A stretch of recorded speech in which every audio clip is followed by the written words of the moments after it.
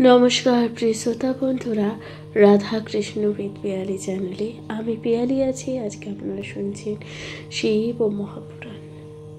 प्रिय श्रोता बंधुरा शिव महापुराण जेखाने आपनारा शुनबेन महादेवेर अलौकिक लीला तथा पुजो करार सम्पूर्ण विधिबद्ध विधान जा सुंदरभावे वर्णित आछे। एछाड़ाओ महादेवेर नानान प्रकार पुजो करार विधान जा सुंदरभावे वर्णित आछे महापुराणे।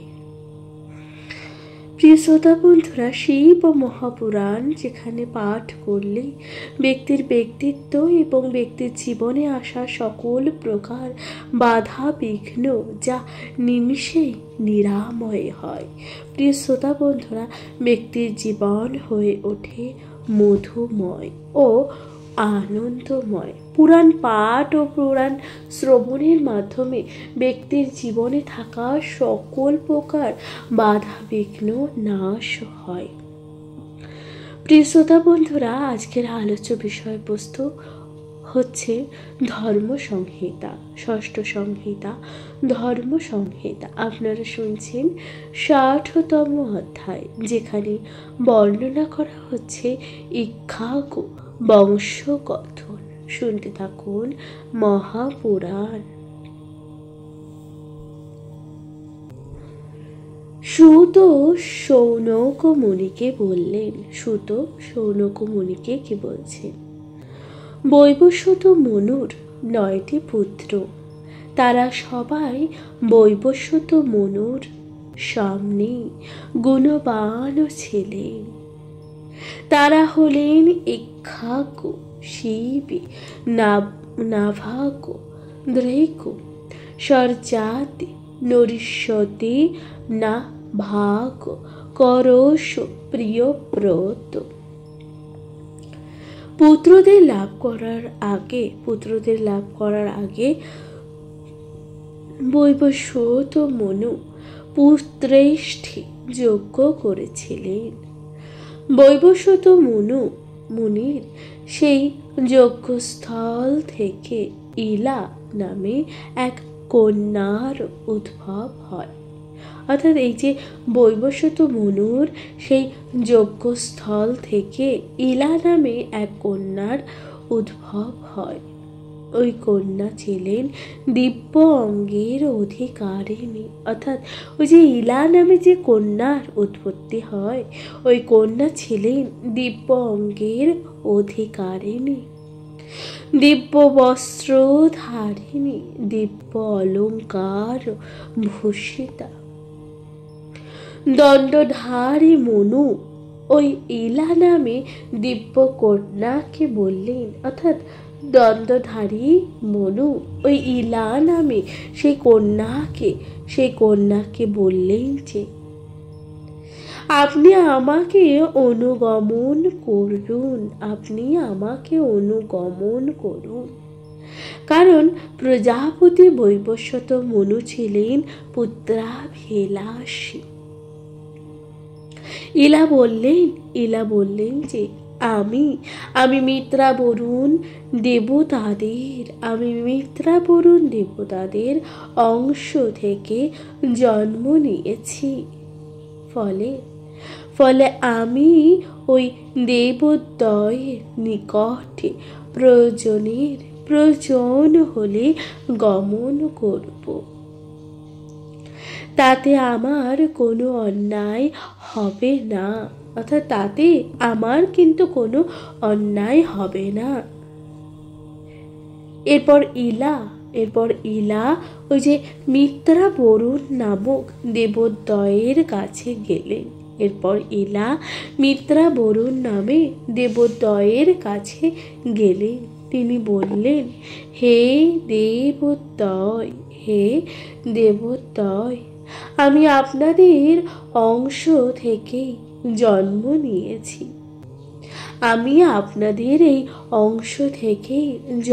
নিয়েছি। সুতরাং এখন আপনার বলুন, আমি আপনাদের জন্য কি করব।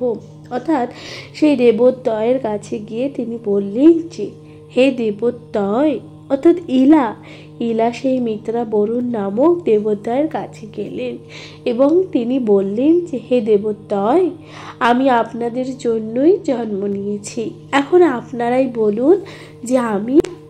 এই কথা ইলা জানতে চাইলেন। মিত্রা বরুণ বললেন যে, মিত্রা বরুণকে বললেন, হে সুন্দরী, হে সুন্দরী, তোমার প্রেম ও সদ্গুণ দেখে আমরা মুগ্ধ হয়েছি। তুমি মহাভাগ্যবতী, তুমি আমাদের দুজনের খ্যাতি লাভ করবে। তুমি বৈবস্বত মনুর পুত্র হবে। তুমি এই যে বৈবস্বত মনুর পুত্র হবে। জগতে তুমি সুদুগ্ম নামে পরিচিত হবে। তাহলে এই যে জগতে তুমি সুদুগ্ম নামে পরিচিত হবে। তুমি সকল লোকের প্রিয়, ত্রিভুবনে অত্যন্ত সুনামের অধিকারী হবে। অর্থাৎ তুমি সকল লোকের প্রিয়, এই যে ত্রিভুবনে অত্যন্ত সুনামের অধিকারী হবে। তখন ইলা পুনরায় গেলেন পিতার কাছে এবং সমাগত হলেন। তখন ইলা পুনরায় আবার গেলেন পিতার কাছে এবং সমাগত হলেন। চন্দ্রের বা সোমের পুত্র বধূ ইলাকে আহ্বান করলেন। অর্থাৎ চন্দ্রের বা সোমের পুত্র বধূ ইলাকে আহ্বান করলেন এবং তার সাথে মৈথুন করতে চাইলেন। ফলে এই যে বুধের ঔরসে ইলার গর্ভে এক সন্তানের জন্ম হয়। ফলে কি হয়? বুধের ঔরসে ইলার গর্ভে এক সন্তানের জন্ম হয়। সেই পুত্রের নাম কি হয়? সেই পুত্রের নাম হয় পুরুরবা। পুরুরবার জন্ম হয় ইলা। পুরুরবার জন্ম দিয়ে ইলা সুদগ্ম হলেন। পরে ওই সুদগ্মের 3টি পুত্রের জন্ম হয়। তারা হলেন উৎকল, গয় এবং বিনতাস্য। ওই 3 পুত্র ক্রমে 3টি দিকে আধিপত্য পেলেন। উৎকল পেলেন দক্ষিণ দিকে, বিনতাস্য পেলেন পশ্চিম দিক এবং গয় পেলেন পূর্ব দিকে। সূর্যদেবের আদেশে বৈবস্বত মনু পৃথিবীর 10 ভাগ করেছেন বা ভাগ করলেন। জ্যৈষ্ঠ পুত্র হলেন ইক্ষ্বাকু। তিনি মধ্যপ্রদেশের দায়িত্ব পেয়েছিলেন। মহাত্মা বশিষ্ঠের আদেশ অনুসারে ওই মধ্যপ্রদেশে ইক্ষ্বাকু নগর নামে পরিচিত হয়েছে। এরপর সুদুগ্ম ধর্মরাজের প্রতিষ্ঠা করেছিলেন। বৈবস্বত মনু ওই সুদুগ্ম ছিলেন কন্যা, পুত্র ও চিহ্ন ধারণকারী।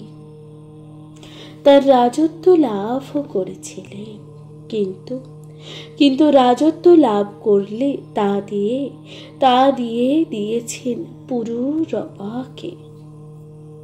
নস্যেন্তরের অনেক পুত্র জন্মেছিলেন। অর্থাৎ নরী অনেক পুত্র জন্মেছিলেন।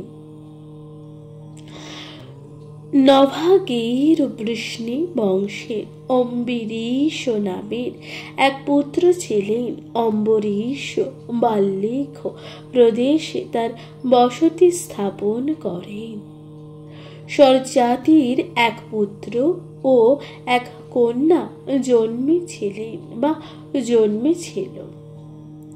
পুত্র হয়েও অনর্থ এবং কন্যা হলেও সুকন্যা মহর্ষি চব্বনের স্ত্রী হয়েছিলেন। অনন্তের খুব ক্ষমতাবান ও তেজস্বী একজন পুত্র জন্মেছিল। তার নামও ছিল রেব। অনন্ত দেশে কুশস্থলী নামে এক স্থান ছিল। রেব ওই কুশস্থলীতে একটি পুর তৈরি করেছিল।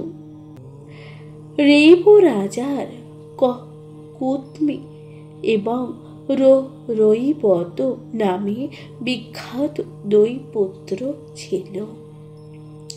প্রথম পুত্র কুতমি এবং কুশস্থলীর রাজা হয়েছিলেন। রেব রাজা নিজের কন্যাকে নিয়ে ব্রহ্মলোকে গিয়েছিলেন।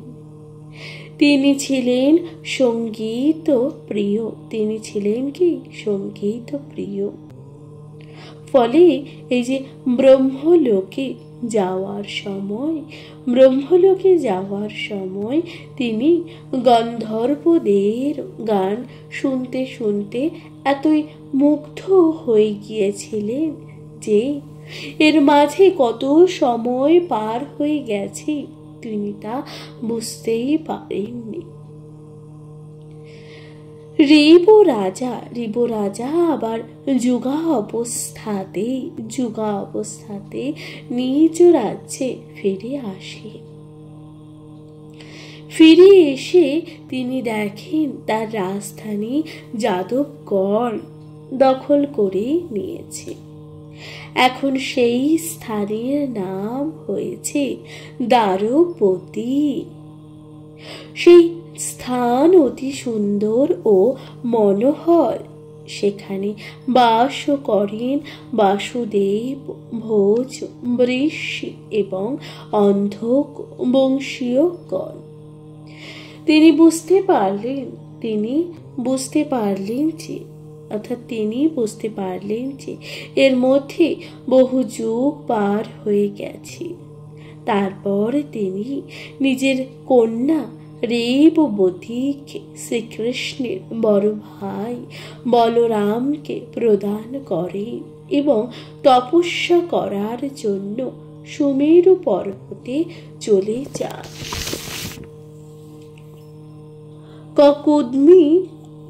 কুতুগ্মি রৈবত রাজ ব্রহ্মলোকে যাওয়ার ফলে তার জরা মৃত্যু ব্যাধি সবই দূর হয়েছিল। তার কোনো ক্ষুধা পিপাসা ছিল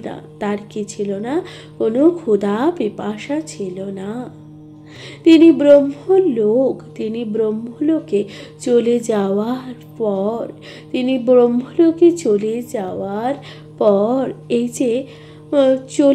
পর তার সেই রাজ্য কুশস্থলী রাক্ষসেরা দখল করে নিয়েছিল। ফলে রাজা রৈবতের যে পুত্ররা ছিলেন তারা বিভিন্ন দিক দিয়ে ছড়িয়ে পড়েন। নাভাগ এবং রিষ্টের দুই পুত্র ছিলেন। তারা উত্তরে চলে যান। তারা সেখানে ব্রাহ্মণদের সঙ্গে মিলিত হয়। কারুষের পুত্র কারুষ নামে পরিচিত হন।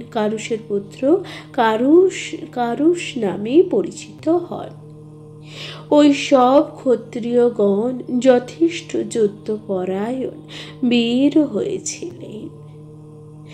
কিন্তু ওই কারুষের এক পুত্র পৃষোপ্ন বা গুরুদেবের অভিশাপ পেয়েছিলেন। কারণ তিনি গুরুদেবের অশ্বসমূহের প্রতি হিংসাপরায়ণ হয়েছিলেন।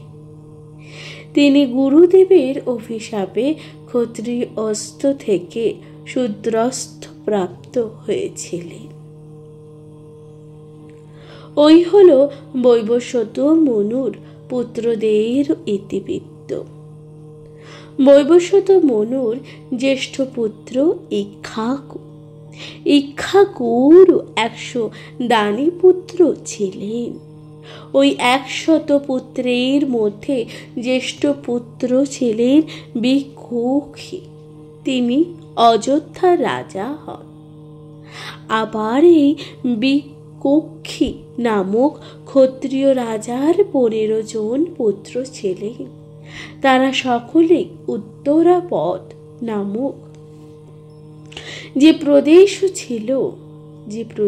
ছিল তার বিভিন্ন স্থানের অধিপতি হয়েছে। বিকুক্ষী রাজা এক সময় এই যে পারিবারিক শ্রাদ্ধ কাজের সময় শশাঙ্কের মাংস খেয়েছিলেন।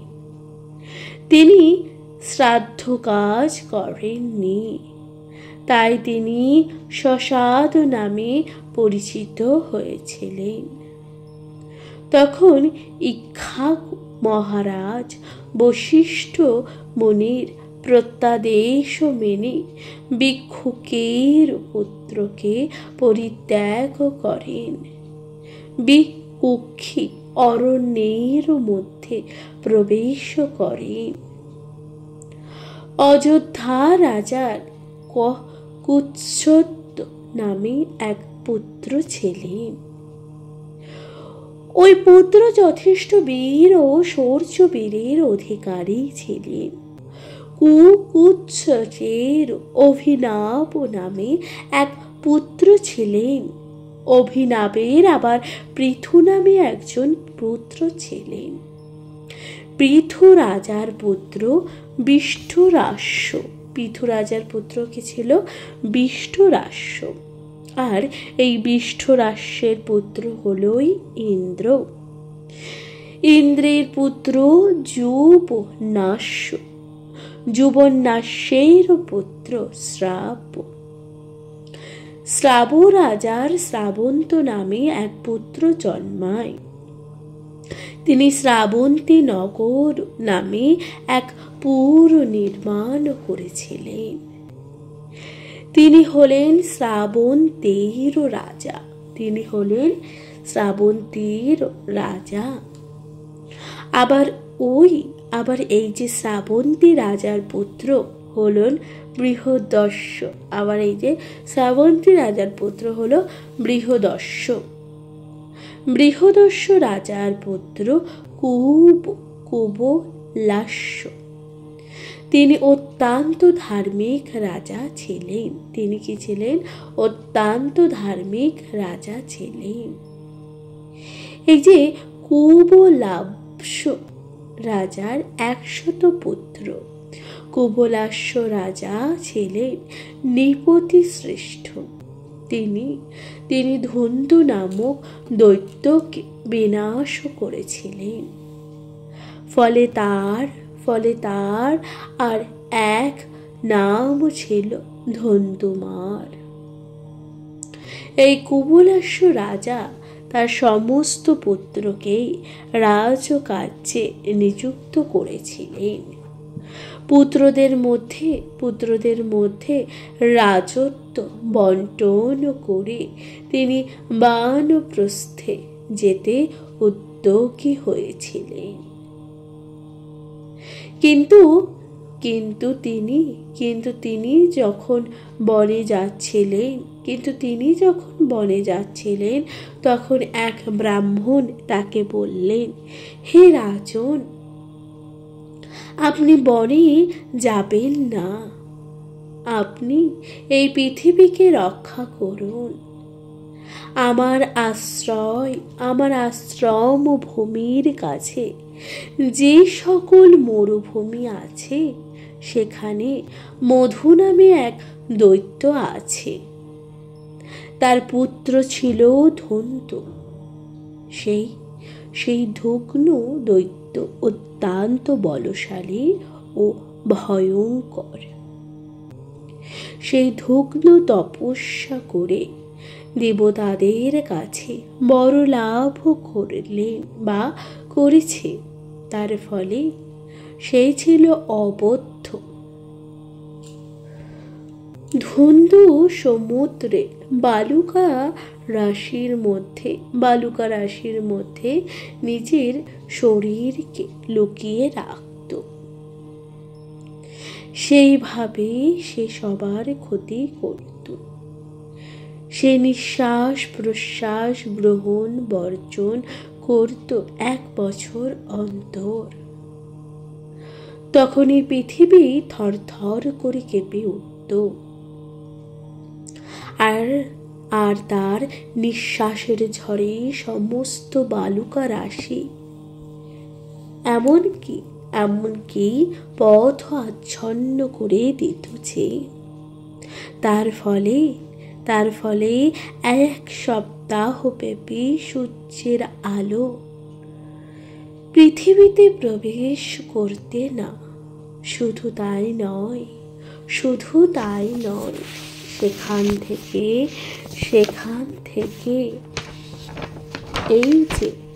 সেখান থেকে প্রচুর পরিমাণে অগ্নি স্ফুলিঙ্গ অঙ্গার প্রভৃতি বের হতে থাকত। সেই ধুন্ধুর অত্যাচারে আমরা আশ্রমে বসে তপস্যার কোনো কাজও করতে পারতাম না। হে রাজন, আপনি একমাত্র ব্যক্তি যিনি ধুন্ধুকে বিনাশ করতে পারেন। আমি ভগবান বিষ্ণুর সাধনা করে একথা জানতে পেরেছি। ইহলোকে সঠিকভাবে প্রজা পালন করলে যথাযথ ধর্মচরণ করা হয়। বনের মধ্যে গিয়ে তপস্যার দ্বারা ততটা ধর্ম লাভ করা যায় না। রাজার একমাত্র ধর্ম হলো প্রজা পালন করা। প্রজা পালন করা। তাই মহারাজ আর অরণ্যে যাবেন না। আপনার প্রজাকুলকে আপনি রক্ষা করুন। একদা রাজা কুবলাস্য উতঘ্ন মুনিকে বললেন, হে দ্বিজবর, আমি অস্ত্রশস্ত্র পরিত্যাগ করেছি, সুতরাং অস্ত্র ধারণ করা উচিত কাজ হবে না। আমার 100 পুত্র আছে, তাদেরই আমি এই কাজে নিযুক্ত করে গেলাম। এই বলে রাজা এক মনে নিশ্চিন্তে তপস্যার বাসনায় নিজের পুত্রদের ধুন্ধু দৈত্যকে বধ করার আদেশ দিয়ে বনে গমন করলেন। এরপর কি হলো? এরপর রাজা কুবলাশ্বরের পুত্র উতঘ্ন মুনির সঙ্গে চললেন ধুন্ধু দৈত্যকে বধ করার উদ্দেশ্যে। তখন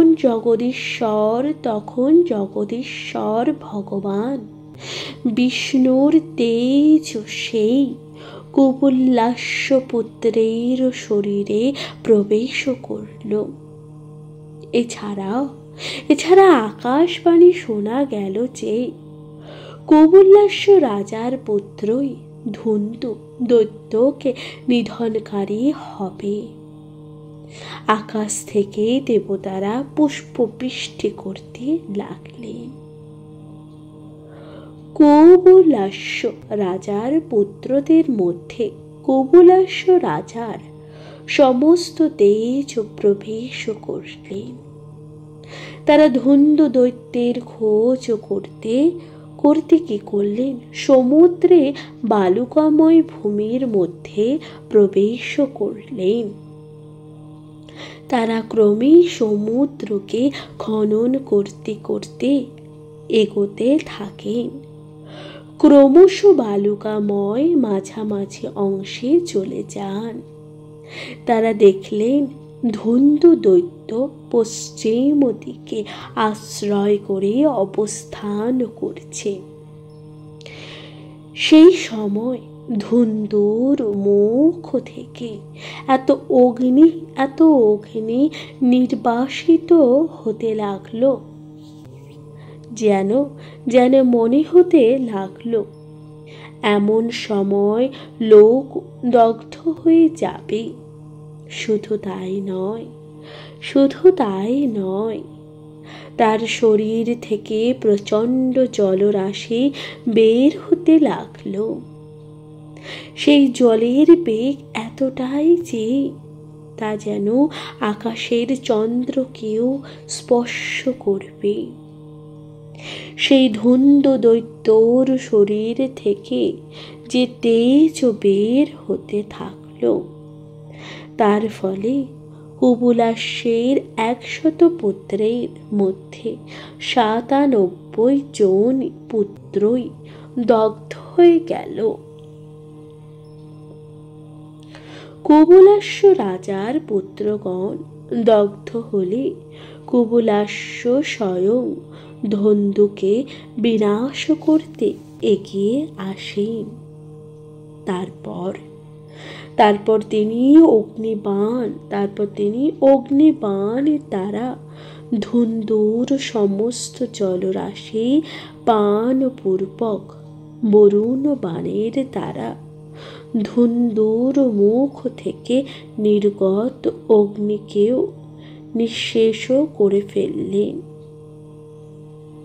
এরপর ধুন্দুকে হত্যা করলেন। তখন উতঙ্ক মুনি কুবুলাশ্ব রাজাকে বরপ্রদান সহ অক্ষয় উপঢৌকন দিলেন। বললেন যে রাজা কুবুলাশ্ব কখনো শত্রুগণ দ্বারা পরাস্ত হবে না, সর্বদা তার ধর্মে মতি থাকবে এবং পরে অক্ষয় স্বর্গবাস হবে। এই কথা তখন বলতে লাগলো। রাজার যে সমস্ত সন্তান ধুন্দু দ্বারা দগ্ধ হয়েছিল, উতঙ্ক মুনি তাদেরকেও রক্ষা অর্থাৎ অক্ষয় লোক প্রদান করলেন। কুবুলাশ্বের 3টি পুত্র জীবিত ছিলেন। তারা হলেন দৃশাম্ভ, হংসাম্ভ ও কপিলাশ্ব। দৃশাংশের পুত্র হলেন হর্ষঙ্ক। হর্যশ্বের পুত্র নিকুম্ভ, তিনি অত্যন্ত ধর্মপরায়ণ ছিলেন। তার পুত্র সংহতাস্ত অত্যন্ত যুদ্ধে নিপুণ ছিলেন। সংহাতের 2টি পুত্র ছিল, তাদের নাম ছিল অক্ষাস্য এবং কৃতাস্য। হৈমবতী নামে এক কন্যাও ছিল সংহাতের। হৈমবতীর পুত্র হলেন প্রসেনজিৎ। হৈমবতীর পুত্র কি ছিলেন? প্রসেনজিৎ। তার পত্নী ছিলেন গৌরী। গৌরীর স্বামী অভিশাপে বহুদা নদী পার হয়ে যান। তার পুত্র ছিলেন যুবনাশ্য। যুবনাশ্বের পুত্রের নাম মান্ধাতা। মান্ধাতার স্ত্রী চৈত্রবৈ, তিনি ছিলেন রাজা শশবিন্দুর কন্যা। মান্ধাতা ও চৈত্ররথীর 2টি সন্তান ছিলেন। প্রথম জন হলেন পুরুকুৎস এবং দ্বিতীয় জন হল মৃচক্রুন্ত।